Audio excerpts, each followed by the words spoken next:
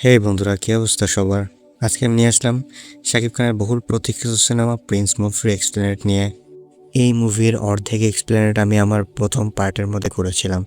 এটা হচ্ছে আমার প্রিন্স মুভির এক্সপ্লেনেটের দ্বিতীয় পার্ট। আমার প্রথম পার্ট যদি আপনি না দেখে থাকেন তাহলে অবশ্যই আমার চ্যানেলে গিয়ে প্রথম পার্টটা দেখে নিন, অথবা আমার ডেসক্রিপশনে দেওয়া লিঙ্কে ক্লিক করে ভিডিওটা দেখে নিন। আমি আপনাদের জন্য এত কষ্ট করে নতুন নতুন মুভির গল্প নিয়ে আসি, তাহলে তো আমি একটু লাইক আশা করতেই পারি। তো চলুন গল্পের গভীরে ঢুকে পড়া যাক। আমরা প্রথম পার্ট শেষ করেছিলাম গোপাল এবং ইব্রাহিমকে পাঠান অপমান করার পর। পাঠান তাদের অপমান করার পর তারা যখন সেখান থেকে ফিরে আসছিল, তখন ইব্রাহিম গোপালকে বলে, দাদা, এর একটা বিহিত করতেই হবে। কিন্তু ইব্রাহিমের কথায় একদমই সায় দিচ্ছিল না গোপাল। গোপালের সাথে ছিল 5 জন মানুষ, তারা ছিল গোপালের কাছের মানুষ। ওরা আবার প্রিন্সের কথায় একমত হয়। তখন প্রিন্স তাদেরকে এক একজনকে এক একটা কাজ দেয়। কারো কাজ হচ্ছে বন্দুক জোগাড় করা, কারো কাজ হচ্ছে লোক জোগাড় করা। এগুলো যখন জোগাড় হয়ে যাবে তখন তারা পাঠানের গুহায় অ্যাটাক করবে। একদিন প্রিন্স গাড়ি করে বাসার দিকে ফিরছিল, তার সাথে দেখা হয়েছে সোনিয়ার। সে বলে তাকে যেন লিফট দেয়, আর প্রিন্সও না করতে পারে না, তাকে গাড়িতে উঠিয়ে নেয়। গাড়িটা কিছুক্ষণ পর চলার পরে সোনিয়া তাকে বলে গাড়িটা থামাতে।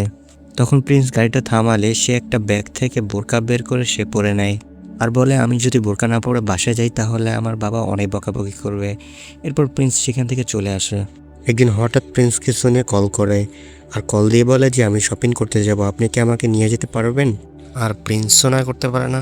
তখন তারা চলে আসে এক শপিং মলে। শপিং করার সময় প্রিন্সকে বারবার কল দিয়েছিল গোপালদা। আসলে প্রিন্স যেই বন্দুক অর্ডার দিয়েছিল সেগুলো চলে এসেছে, সেই জন্য গোপালদা তাকে ফোন দিচ্ছে ঠিকঠাক আছে কিনা সব চেক করার জন্য। কিন্তু প্রিন্সের দিকে সোনিয়াকে নিয়ে ব্যস্ত থাকায় ফোনটা একদমই ধরছিল না।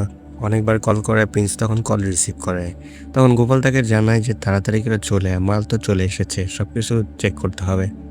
কিছুক্ষণের মধ্যে সোনিয়ার শপিং শেষ হয়ে যায়। তখন প্রিন্স চলে যেতে চাইলে সোনিয়া তাকে যেতে দেয় না, বলে যে তোমাকে নিয়ে আসলাম আমি, তোমাকে এখন না খাইয়ে আমি কিভাবে ছেড়ে দেই। এরপর সোনিয়া তাকে অনেক জোরাজুরি করার পর প্রিন্স তখন খাওয়ার জন্য রাজি হয়ে যায়। এরপর প্রিন্স সোনিয়াকে নিয়ে একটা দামি হোটেলে চলে যায়। সোনিয়া মনে মনে চিন্তা করে, আমি খাওয়াতে চাইলাম বলে এত দামি হোটেলে চলে আসবে, এটা তো আমি বিল দিতে পারবো না। এই ব্যাপারটা বুঝতে পারে প্রিন্স, আর তাকে বলে, তুমি খাওয়ার বিল নিয়ে কোনো টেনশন করো না, এখানে যা বিল আসবে সব আমি দেবো। এরপর প্রিন্স সেখানে খাবারের অর্ডার দিয়ে সোনিয়াকে বলে, তুমি খেতে থাকো, আমি একটু আসতেছি। সোনিয়ার সামনে তখন ওয়েটার অনেকগুলো খাবার দিল। সোনিয়া তো ভয় পেয়ে গেল। সে ভাবতে থাকলো যে প্রিন্স তো এতগুলো খাবারের বিল জীবনও দিতে পারবে না, শেষমেশ আমি ফেসে যাব। সেই জন্য ওইখান থেকে উঠে অন্য একটা টেবিলে গিয়ে বসলো। ওয়েটার সেই খাবারগুলো সেখান থেকে আবার নিয়ে সোনিয়ার সামনে রাখলো। সোনিয়ার ভয় তো আবার দ্বিগুণ বেড়ে গেল। এদিকে দেখা যায় প্রিন্স চলে এসেছে গোপালের আস্থানায়। তাদের যে বন্দুকগুলো এসেছে সেগুলো সে ট্রাই করছিল, আর তাদের দলের একটা নতুন নাম রেখে তাদের দলটা একটু সেলিব্রেশন করছিল। এরপর প্রিন্স গোপালের আস্তানা থেকে চলে আসে সোনিয়ার কাছে। সেখানে তারা খাবার দাবার খেয়ে বাসা চলে আসে। হোটেলের খাবার বিল দিয়েছিল প্রিন্স। পরের দিন সকালে সোনিয়া চলে আসে প্রিন্সের বাসায়। আসলে কালকে তারা যে শপিং করেছিল সেগুলো ট্রায়ালের জন্য। এরপর সোনিয়া পাশের রুমে গিয়ে নতুন কাপড় চোপড় পরে প্রিন্সকে দেখাতে থাকে, আর প্রিন্স তো তাকে দেখে আরও ফিদা হয়ে যায়। এভাবে কতক্ষণ তাদের রোমান্টিক দৃশ্য চলে।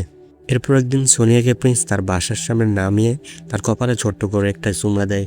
এই দৃশ্য দেখে পরে সোনিয়ার বাবা, আর তাকে অনেক বকাবকি করে, তোকে কি আমি এই জন্য বড় করেছি যে নষ্টামি করার জন্য? আর সোনিয়া তাকে সাফ সাফ বলে দেয়, আমি যদি বিয়ে করি তাহলে প্রিন্সকেই করব। এদিকে দেখা যায় প্রিন্সের লোকজন এবং পিস্তল জোগাড় হওয়ার পরে তার লোক পাঠানোর লোকদেরকে মারতে থাকে। এরপর তারা তাদের এক একটা এলাকা দখল করতে থাকে। এরকমভাবে আস্তে আস্তে অনেকগুলো গ্রাম দখল করে ফেলে প্রিন্সের নতুন দলটা। এই ব্যাপারটা জেনে ফেলে পাঠান। পাঠান এবং আর তার সাঙ্গপাঙ্গরা অনেক রাগান্বিত হয়ে যায়, আর তারা বলে যে কি করা যায় এখন। পাঠান তাদের বলে যে গোপালের লোকজনের উপর নজর রাখো, তারা কখন কোথায় যায় কি করে তাদের উপর নজর রাখো। এরপর পাঠান গোপালকে ফোন করে বলে, তোর আমার সাথে এমন করছিস কেন? গোপাল তখন বলে, দাদা, সময় পাল্টেছে, এখন চোর যার মুল্লুক তার। তখন পাঠান বলে, ঠিক আছে, তোর সাথে আমি সরাসরি কথা বলতে চাই, তুই আমার সাথে দেখা কর। গোপাল বলে, সবই তো ঠিক আছে, আমি যে তোমার সাথে দেখা করবো আমার জীবনের গ্যারান্টি কি? তুমি তোমার ছোট ভাইকে আমার কাছে পাঠিয়ে দাও, আমার যদি কিছু হয় তাহলে তোমার ছোট ভাইও শেষ হয়ে যাবে। এখন কিচ্ছু করার নেই পাঠান তার কথা রাজি হয়ে যায়। এদিকে দেখা যায় সকালবেলা বোরকা পরে সোনিয়া প্রিন্সের কাছে চলে এসেছে, আর বলে, আমার বাবা বিয়ে ঠিক করে ফেলেছে, চল আমরা পালিয়ে যাই। তখন প্রিন্স তাকে বিয়ে করার জন্য তাকে বাইকে করে নিয়ে যায়। যে সময় তাদের বিয়ে হচ্ছিল ঠিক সেই সময় গোপাল পাঠানের বাসায় চলে যায়। পাঠানের বাসায় তারা আসার সাথে সাথে পাঠানের লোক তাদের অনেক গুলি করতে থাকে। এক পর্যায়ে গোপালের লোকদের সবাইকে মেরে ফেলছে, শুধু বাকি আছে গোপাল। গোপালকে তখন তার লোক পায়ের কাছে এনে রাখে পাঠানের। গোপাল তখন বাঁচার জন্য অনেক কাকুতি মিনতি করছিল। পাঠান তখন তাকে বলে যে দেখ, কুকুর যখন কেউ কেউ করে তাকে তখন বাঁচিয়ে রাখতে নেই। এরপর তাকে সেখানে মেরে ফেলে। এদিকে এত কিছু হয়ে গেল, আর অন্যদিকে দেখা যায় প্রিন্স সোনিয়াকে বিয়ে করে নিয়ে এসেছে। এরপর তারা চলে আসে সেখান থেকে বাসর ঘরে। সেখানে তাদের রোমান্টিক মুহূর্তের মধ্যে তার সেখানে প্রিন্সের ফোন চলে আসে, আর ফোনটা ধরেই তো প্রিন্স পুরাই শক। তারপর সোনিয়াকে বলে আমার ইমার্জেন্সি একটা কাজ আছে, আমার এখনই যেতে হবে, আর আমি এসে তোমাকে সব কিছু খুলে বলবো। তারপর প্রিন্স সেখান থেকে চলে যায় যেখানে তার লোকদেরকে মারা হয়েছে। তার লোকেদের লাশ দেখে তো প্রিন্স পুরো পাগলের মতো হয়ে যায়, আর সে সিদ্ধান্ত নেয় যে পাঠানকে শেষ করেই ফেলবে। এরপর কয়েকটা দিন পর সোনিয়াকে গোপালের বউর কাছে রেখে আসে প্রিন্স। সোনিয়া তো কোনোভাবেই বুঝে উঠতে পারছিল না যে তার সাথে কি হচ্ছে। প্রিন্স সোনিয়াকে বলে তুমি কোনো চিন্তা করো না, আমি আমার কাজ ছেড়ে এসে তোমাকে সব কিছু খুলে বলবো। তারপর প্রিন্স সেখান থেকে চলে যায়। দুদিন পর গোপালের বাসায় অনেকগুলো পুলিশ চলে আসে, আর সোনিয়াকে এবং গোপালের বউকে বলছিল যে আপনাদের নামে ওয়ারেন্ট আছে, তো আপনাদেরকে ধরে নিয়ে যেতে হবে।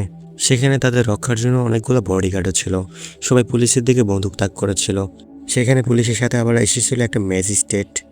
সে তাদেরকে বলছে যে আপনাদের যা বলার কোর্টে গিয়ে বলেন, এখন আপনাদের অবশ্যই আমাদের সাথে যেতে হবে। তখন ভাবে চিন্তা করে যে ওনাদেরকে মেরে ফেলে অনেক বড় ঝামেলা হয়ে যাবে, সেই জন্য তারা থানায় চলে যায়। সেখানে গিয়ে তাদের কোনো একটা লাভ হয় না। সোনিয়া যেহেতু প্রিন্সের বউ, প্রিন্সের যতগুলো হত্যাকাণ্ডের মামলা ছিল সবগুলো মামলা সোনিয়ার নামে হয়ে যায়। তারা ভাবছিল যে প্রিন্সের সাথে সোনিয়া জড়িত আছে, এই জন্য সোনিয়াকে এবং তার ভাবিকে গ্রেপ্তার করে। এগুলো সোনিয়া কোনোভাবেই মেনে নিতে পারছে না, কারণ প্রিন্স আজ পর্যন্ত কী কাজ করে সোনিয়া এটাই জানে না। আজকের এই ঘটনার পর সোনিয়া পুরো ক্লিয়ার হয়ে গেছে যে প্রিন্স একজন গ্যাংস্টার। তার সব কিছু মাথার উপর দিয়ে যাচ্ছিল।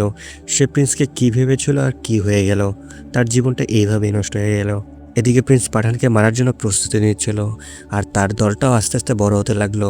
পাঠানের লোক যেখানে পেতো সেইখানে মেরে ফেলতো। এগুলো দেখে পাঠান তাকে একদিন কল করে আর বলে যে দেখ, যা হবার হয়ে গেছে, চল দুজন মিলে একসাথে কাজ করি, এটার বিনিময়ে তোর বউ এবং ভাবিকে জেল থেকে ছাড়িয়ে আনবো। তখন আবার এই কথায় রাজি হয়ে যায় প্রিন্স। পরের দিন সকালে প্রিন্সের বউকে থানা থেকে ছেড়ে দেওয়া হয়, আর প্রিন্স তাকে বলে যে এতদিনে আমার সম্পর্কে সব জেনে গিয়েছো। এখানে দুইটা গাড়ি রাখা আছে, একটাতে আমি যাব, তুমি যদি আমার সাথে যেতে চাও তাহলে এই গাড়িতে বসে পড়ো, আর যদি আমার সাথে না যেতে চাও তাহলে অন্য গাড়িতে বসে পড়ো। সোনিয়া তো প্রথমে অন্য গাড়িটাতে বসেছিল। এর কিছুক্ষণ পরেই সে সেখান থেকে ফিরে এসে প্রিন্সের গাড়িতে বসে, আর প্রিন্সকে বলে যে আমাকে আর ভাবিকে জেনে জেলে পাঠিয়েছে, তাদেরকে অবশ্যই শাস্তি দিতে হবে। আর প্রিন্সও একটা ভয়ানক হাসি দেয়। এরপর দিন দেখা যায় পাঠানের বাসায় বিশাল বড় একটা উৎসব চলছিল, সেখানে অনেক রান্না বান্নাও চলছিল। ঠিক তখনই সেখানে চলে আসে প্রিন্সের গাড়ি।